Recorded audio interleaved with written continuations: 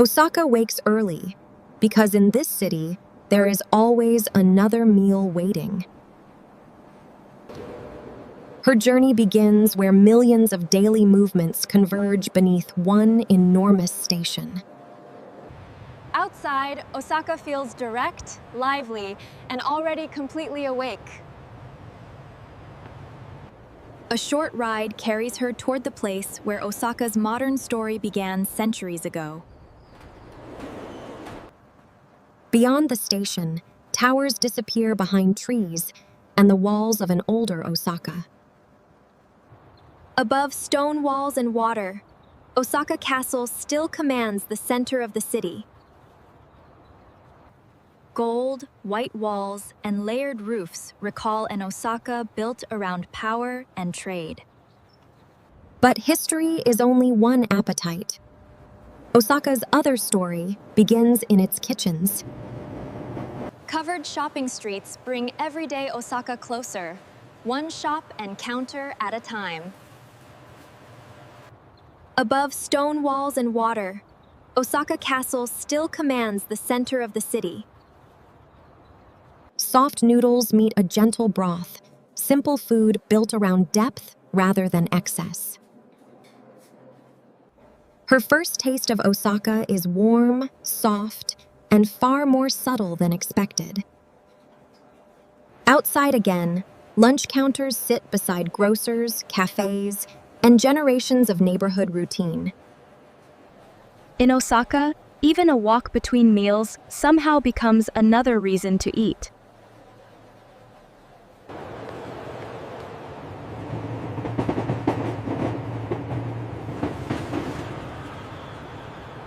Here, department stores and towers gather around one of Western Japan's busiest crossroads. Below the polished towers, entire floors are devoted to another Osaka obsession: food. Even food made to travel is arranged with remarkable attention to color and balance.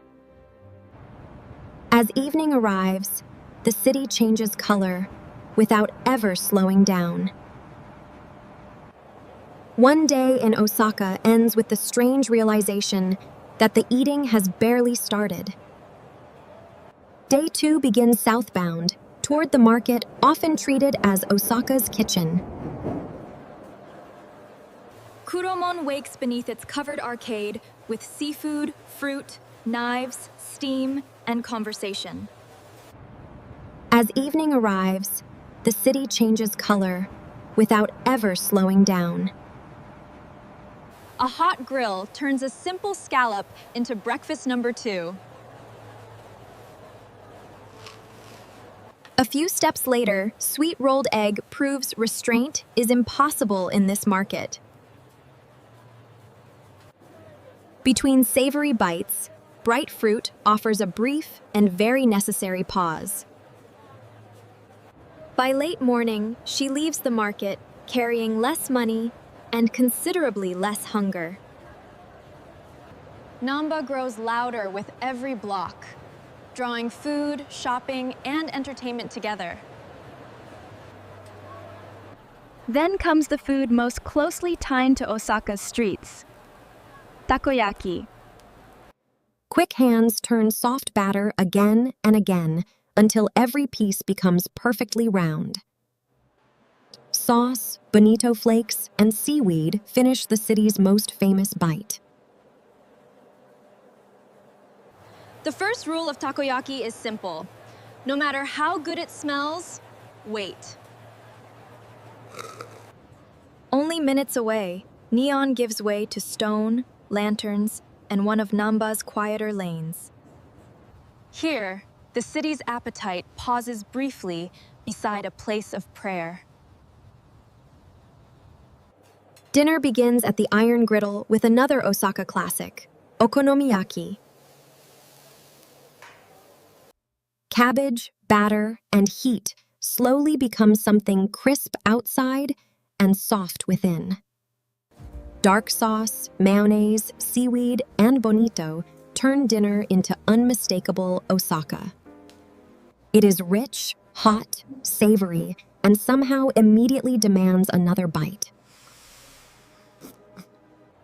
Outside, darkness has transformed Dotonbori into Osaka's brightest dining room.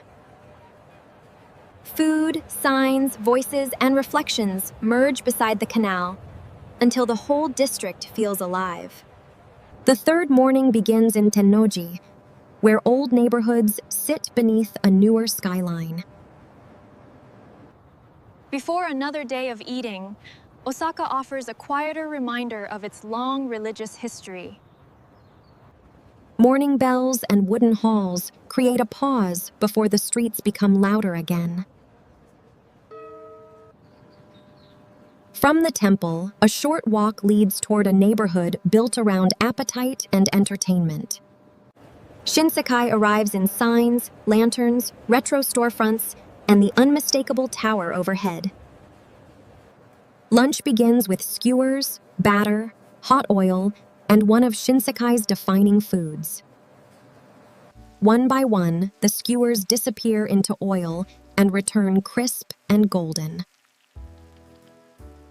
Crunch first, then sauce, then the immediate question of which skewer comes next. Lotus root, onion, and vegetables make the meal feel lighter than it truly is. Nearby, slow-cooked beef and miso offer a softer answer to all that crunch.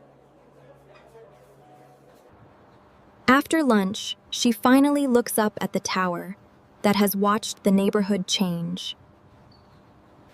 Beyond the main street, smaller counters keep the neighborhood's everyday flavor alive. Another short railway ride carries her towards smoke, grills, and a very different dinner. Around Tsuruhashi, Nerjo streets fill with markets, restaurants, and the smell of charcoal. Dinner cooks one piece at a time over a small grill at the table. The trick is knowing exactly when to turn it and when to stop waiting.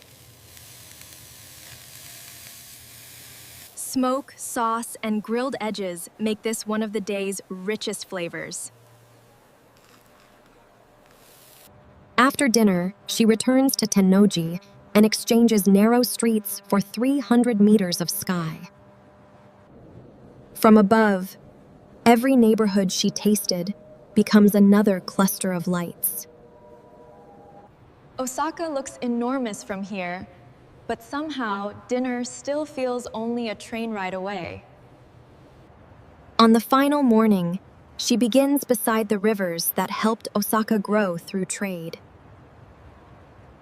For once, breakfast is simple: coffee, toast, and a rare moment without a queue. After 3 days of street food, quiet coffee almost feels revolutionary. But Osaka does not allow an empty stomach to remain empty for very long. Lunch turns to another Osaka favorite: rice wrapped beneath a delicate layer of egg. A final spoonful of sauce transforms simple rice and egg into comfort food. Soft egg, warm rice, and sauce prove Osaka does not need complexity to satisfy. And because lunch is never truly finished, dessert appears one street later. Cool custard and bittersweet caramel offer exactly the kind of pause the city rarely does. Her final railway ride returns to Umeda, where old appetite meets a new generation of kitchens.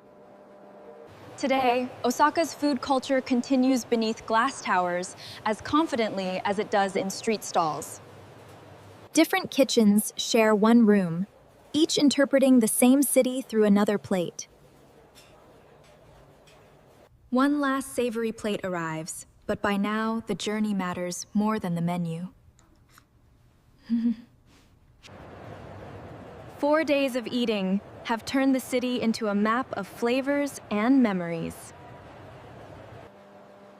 For the final view, she follows the lights toward one of Osaka's distinctive towers. From below, steel and glass frame a city that has spent 4 days feeding her. The last journey of the film is vertical, rising above trains, kitchens, and neon. From the rooftop, Osaka stretches outward, like thousands of tables still waiting for someone. She came to explore a city. Somehow, the city insisted on feeding her instead. Osaka, Japan Terry, a city that never stops moving, laughing, or asking what you want to eat next.